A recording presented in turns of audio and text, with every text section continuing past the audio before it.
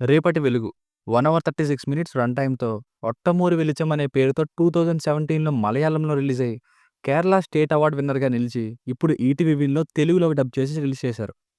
ఇక చూసాక నాకైతే ఇదే 1 అవర్ 30 మినిట్స్‌ని అరగంటకో లేదా 40 మినిట్స్‌లోనో ఈజీగా షార్ట్ ఫిల్మ్ లాగా చెప్పగలిగే ఛాన్స్ ఉన్నా సరే, నడిచి వెళ్ళడం, నడిచి రావడం, పరిగెట్టడం ఇలాంటి పెద్దగా ప్రోగ్రెస్ లేని చిన్న చిన్న ఎలిమెంట్స్‌ని కూడా పెద్దగా సాగదీస్తూ చూపించి అల్ట్రా ల్యాగ్ మొమెంట్స్‌తో ఫిల్ చేసి లాస్ట్‌కి మ్యారిటల్ రేప్ అంటూ మెసేజ్ లాగా ఎండ్ చేశారు.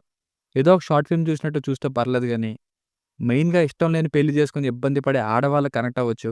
కానీ మిగతా వాళ్ళకి మాత్రం సీరియల్ రేంజ్ మ్యూజిక్‌తో సాగే స్లో ఫిల్మ్ ఇది. ఫ్యామిలీతో చూడొచ్చా అంటే 2, 3 చోట్ల కొంచెం ఇబ్బంది పెడుతుంది. అది తప్ప మిగతాదంతా చూడొచ్చు. బేసిక్ స్టోరీ లైన్ ఏంటంటే, సినిమా ఓపెనింగ్‌నే అప్పుడే పెళ్లయి భార్యాభర్తలు ఎక్కడో మౌంటైన్ హిల్‌లో ఉన్న వాళ్ళ ఇంటికి వెళ్తారు. ఆ ఇల్లు కూడా గట్టిగా గాలేస్తే కూలిపోయేటట్టు ఉంటుంది పేదరికంతో. అక్కడికొచ్చాక కొత్తగా పెళ్లైన అమ్మాయికి ఎలాంటి చేదు అనుభవాలు ఎదురయ్యాయన్నది స్టోరీ. Plus points. మంచి పెర్ఫార్మన్స్‌తో కనెక్ట్ అయ్యే విధంగా ఉన్న ఆ ఇల్లాలి క్యారెక్టర్ అండ్ మిగతా వాళ్ళ పెర్ఫార్మన్సెస్, మంచి లొకేషన్స్, మ్యారిటల్ రేప్ అనే message. Minus points.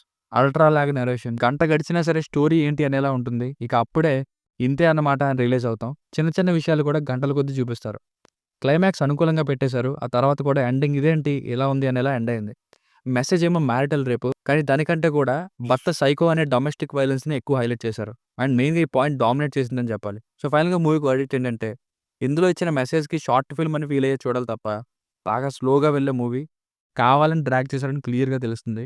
Only for very limited section of audience. దీనికి రేటింగ్ వచ్చేసి నా ఒపీనియన్ 2.25/5. మీకు కనుక నా వర్క్ నచ్చినట్లయితే మరిన్ని రివ్యూస్ కోసం మన ఛానల్‌ని సబ్స్క్రైబ్ చేసుకోండి. Thank you.